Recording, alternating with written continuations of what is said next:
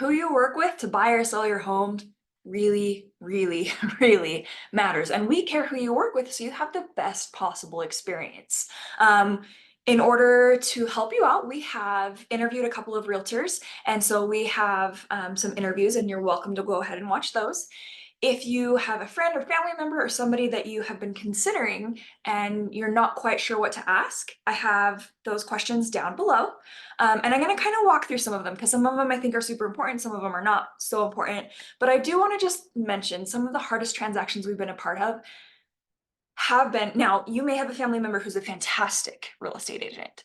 But some of the transactions that have been hardest have been people who used a family member who they weren't the right fit for each other. And it's not that the agent wasn't even necessarily a good agent. It's just they weren't the right fit for each other. So now on these list of questions, you don't need to ask everything, but you can kind of go through and see what's important to you. So the first thing I would ask them is just their expertise. How long have they been in business? How many transactions have they closed? Now, just because they're new doesn't mean they're not great.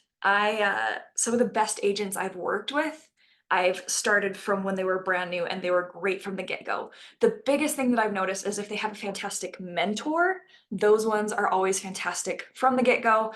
And so if you have somebody who's a little bit newer, a year or less, ask them who their mentor is and get a little bit more information about that, because a lot of times they'll be turning to their mentor in order to help you.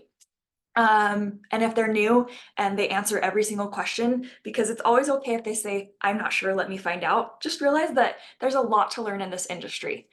I also think it's important to know if they own a home or if they're working toward owning a home, because if they don't believe in what they're selling, that doesn't sit right with me. So just something to think about. And then always ask, um, I'm a first-time home buyer. Do you work with first-time home buyers? Hey, I'm an investor. Do you work with investors? So those, in my eyes, are the number one thing is experience. You want somebody who's experienced and knows what they're doing.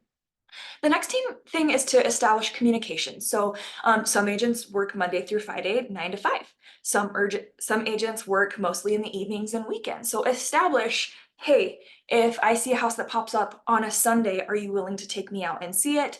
And I have a lot of agents who don't work on Sundays. That's something you need to consider, because you might want somebody that might be the only day that you can go, or you might not want to go on Sundays.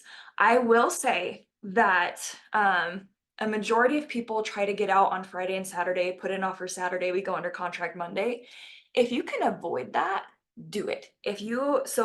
If they post the house on a Thursday or a Monday and you can get in and put in an offer before everyone sees it over the weekend, I think that's smart. So there's a lot of agents who work Monday through Friday who do a fantastic job.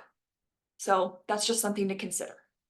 Um, Market knowledge. And this isn't necessarily so you know exactly what's going on, but I would ask, how do you feel like the housing market is? Is now a best time to buy a house? Now, spoiler alert, I think the best time to buy a house is the best time to buy a house for your family, for your situation. But it's good to get information on what they think is going to happen and if that aligns with you. And then negotiation, make sure that they understand negotiations, ask what are seller concessions and how do you get them? And then contracts and paperwork, it's kind of hard for you to exactly know if they know contracts and paperwork. But if you say, what are some of the documents that we need to sign? If they do a good job explaining some of those documents to you, then that's super helpful information, so you know that they're gonna go through everything with you. Now, some people don't want any of that. They just want to know that you're going to be taken care of and you don't have to worry about anything, and your realtor is going to take care of it. That's why I think those first two sections are the most important.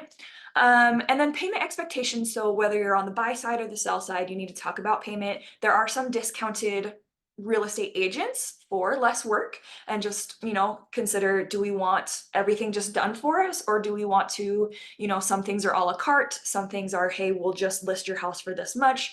That's something you need to consider. And then references. You can ask for references, but I would just look at the reviews, Google their name and find the reviews. Now, just because they don't have very many reviews doesn't mean that they're either not good or haven't been in business for a long time.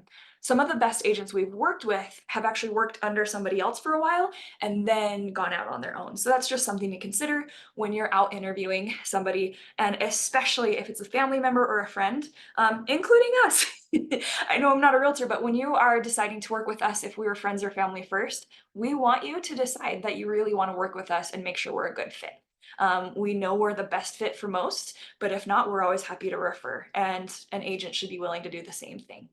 All right, good luck. We cannot wait to help you buy or sell your home.